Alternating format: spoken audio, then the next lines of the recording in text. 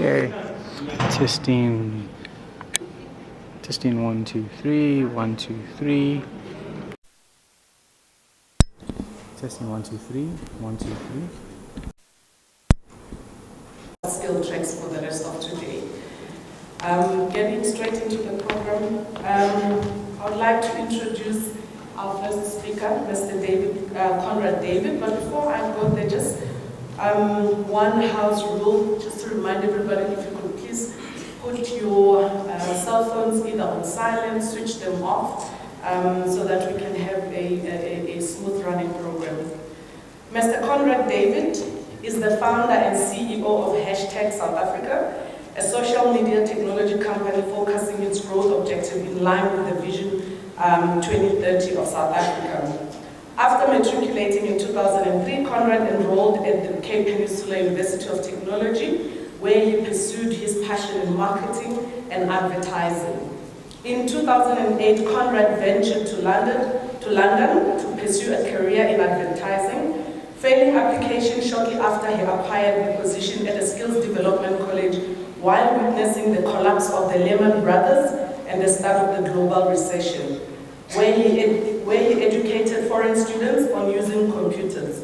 It was here that he grasped the concept of world communication and connection, and how similar we as mankind are once we relate to a focused idea.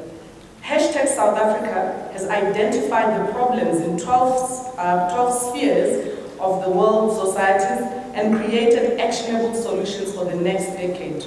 Social media, together with the internet, are powerful tools to unite, share, and pioneer projects to everyday working activities. And South Africa helps businesses and government to achieve this exactly. Conrad has published several articles to national and regional newspapers on the power and utility of social media. He often takes calls on radio advising South Africans on social media ethics and principles. Welcome, Mr. Conrad David.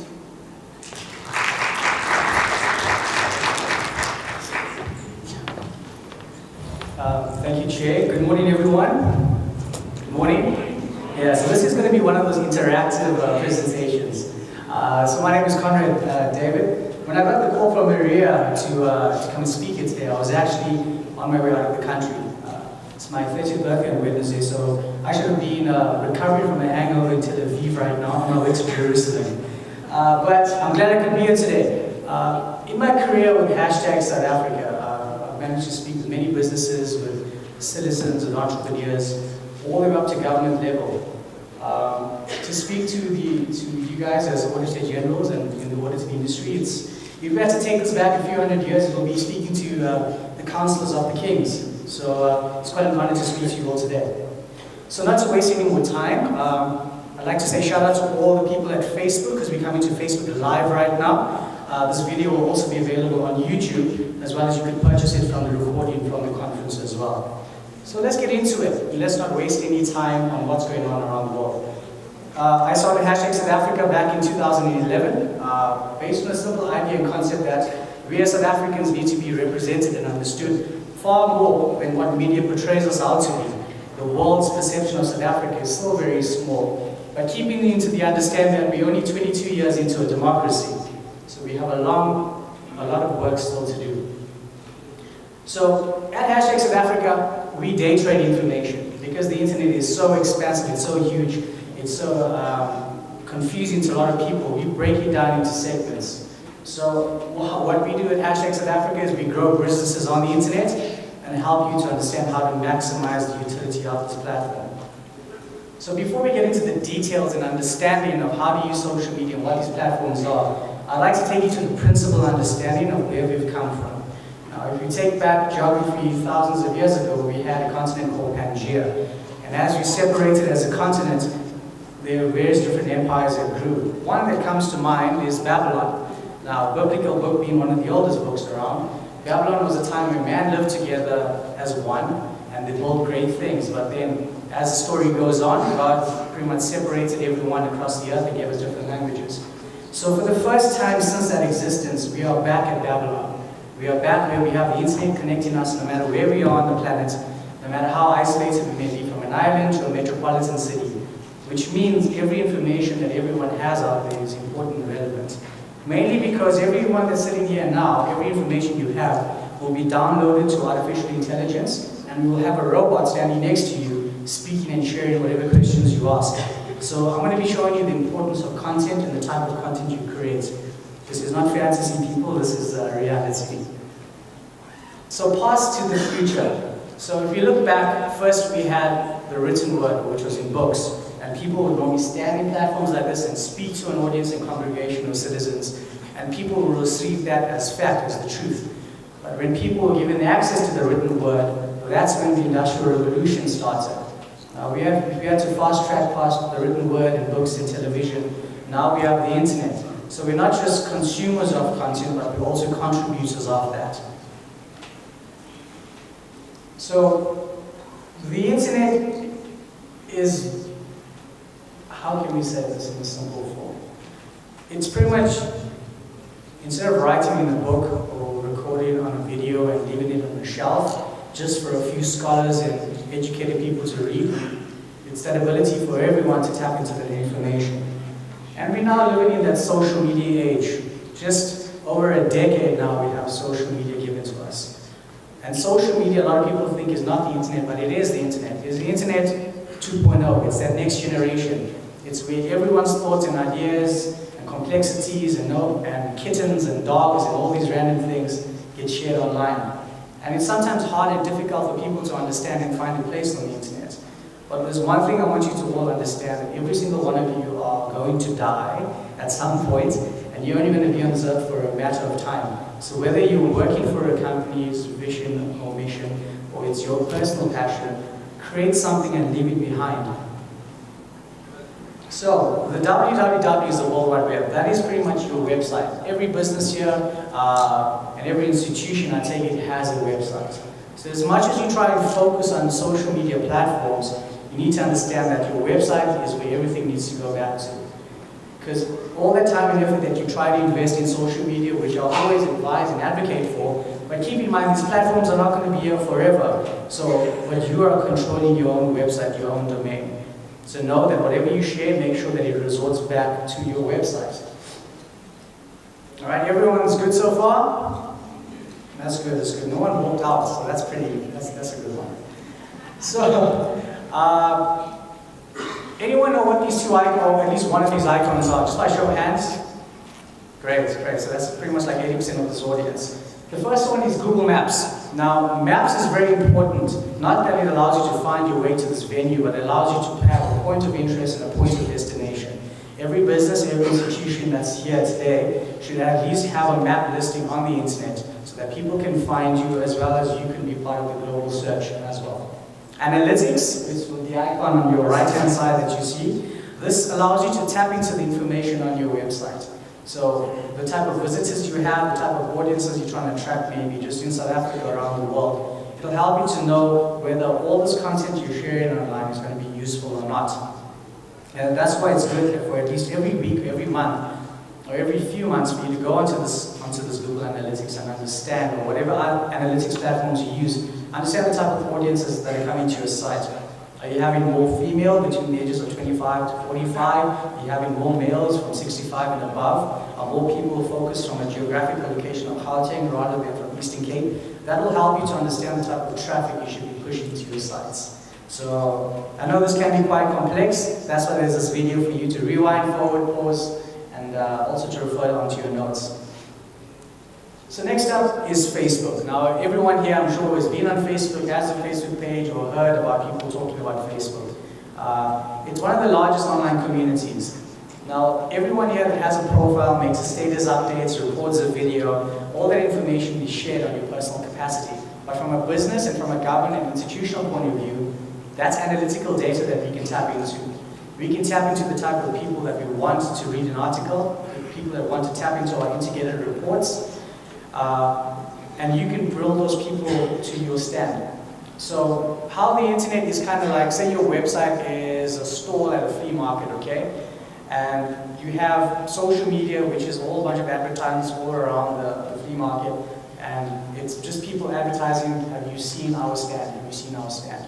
And when you bring people to your stand, that's where you can start to share with them everything. And when I get to this end of this presentation, you'll be able to understand why it's important to have a social media strategy. So when you're working on Facebook, you need to understand that the content you share needs to be relevant to the platform you're on. And that goes across all the platforms that you work on. So on Facebook, you need to look at photo, image-based content. You need to look at video, because by the year 2017, which is next year, 60% of content on the internet will be video-based. So that's why after a long period of time, when you scroll through your newsfeed, you probably just see videos more than status updates. If I had to give you a 30-page document versus giving you a minute video, people will select the video instead. And there's various other ways that you can maximize and expand and make use of Facebook, by listing your events, or by putting together groups, and also by tapping into the minds of people that are out there already. Now, Twitter, this is one of the platforms that was out based on us creating our company called #SouthAfrica. So, in school, we were taught that the verb is a doing word. All right? Everyone understands that or agrees? No? Wow. Okay. So in school, we were taught that the verb is the doing word. Now in social media, we advocate quite a lot that a hashtag is the action word. So you type your sentence and you hashtag a specific word. If you type on that word, you'll be able to dive into the conversations that people are talking about.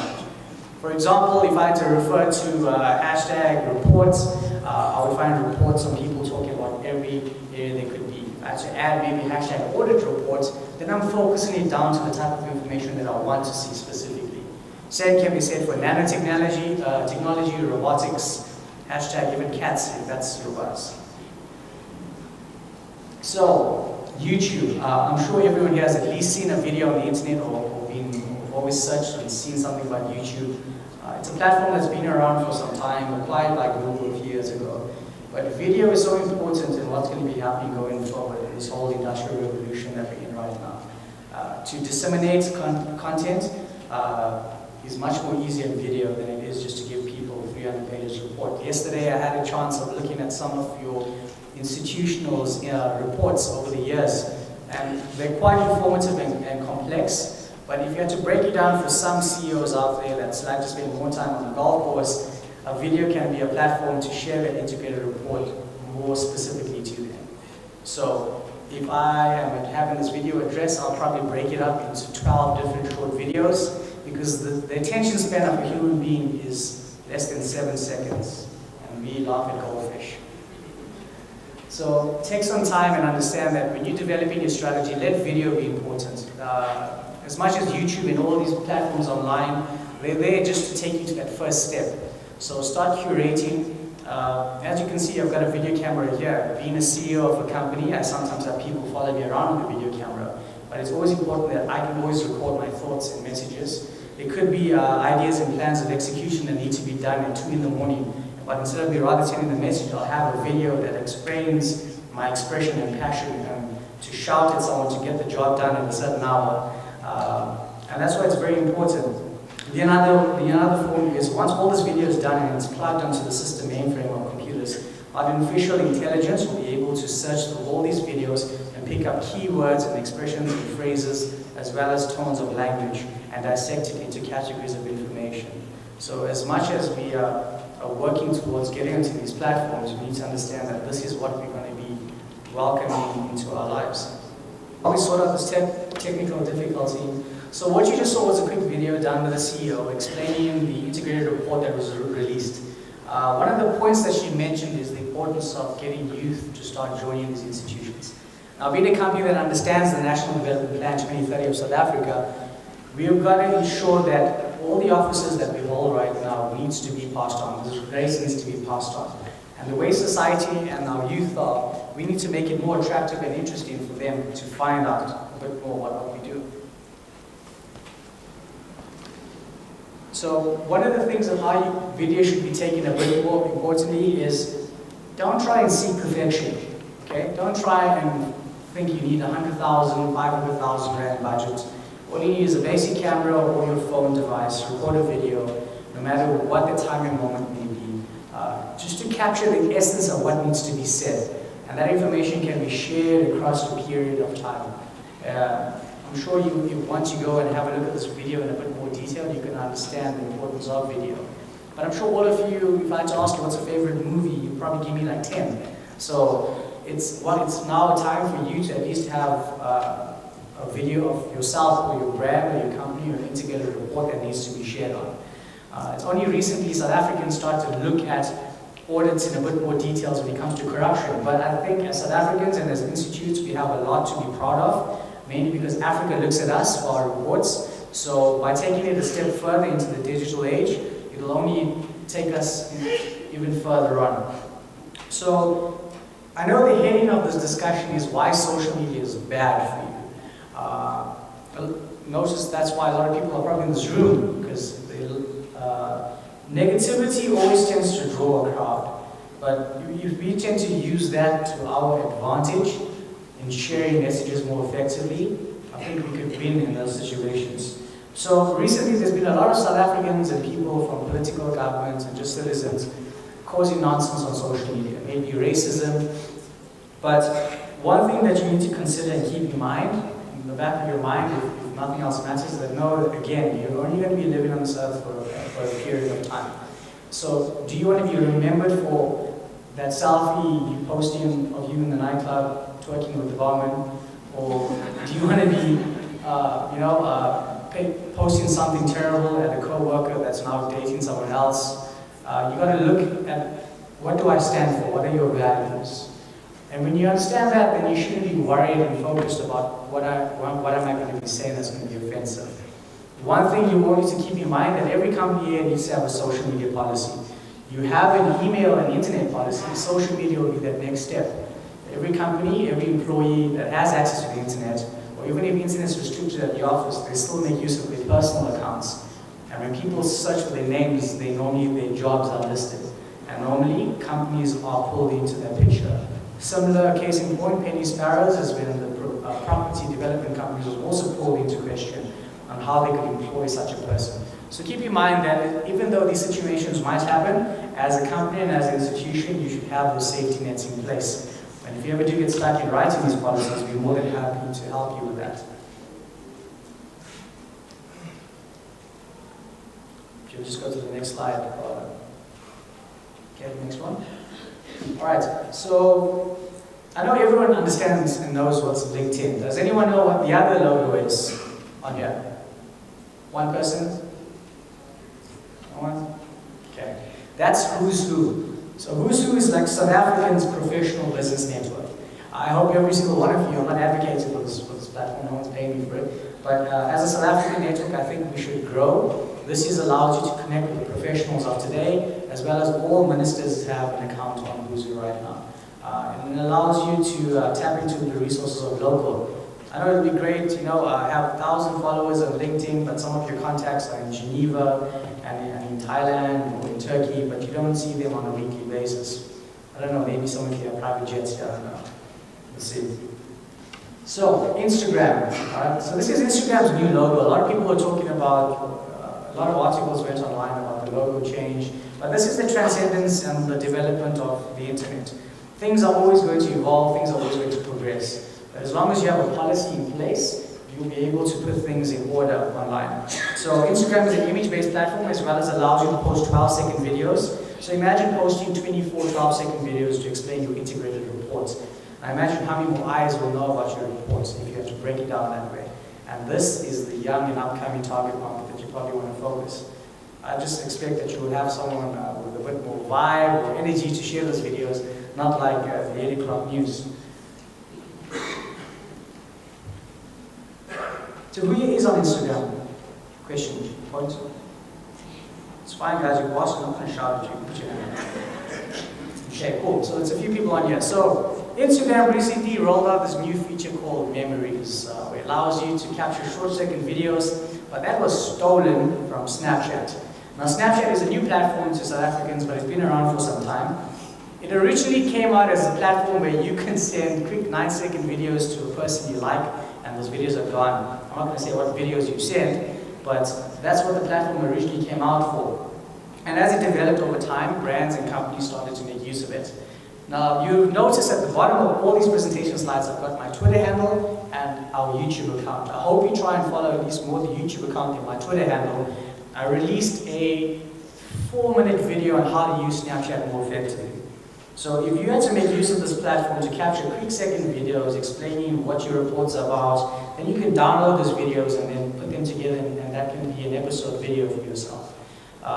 This is where the younger audiences are. Now, on Snapchat, besides you just creating content, you'll find a whole lot of different companies that allows you to pull up news feeds. So you've got CNN, there's National Geographic, there's Mashable. I remember as a kid, every month or two, we would get National Geographic delivered with the Reader's Digest at home. And it'll be fun waiting to page through it. Now, every day I can go on and tap into National Geographic and find out some cool things as it just happened. Things of the world and the news are breaking faster. We've got to be able to embrace and capitalize on these trends that take place.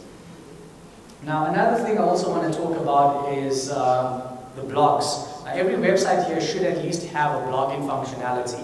Whether you just put in your integrated reports or you put in your staff pictures, make it like a magazine show, make it a bit more interesting.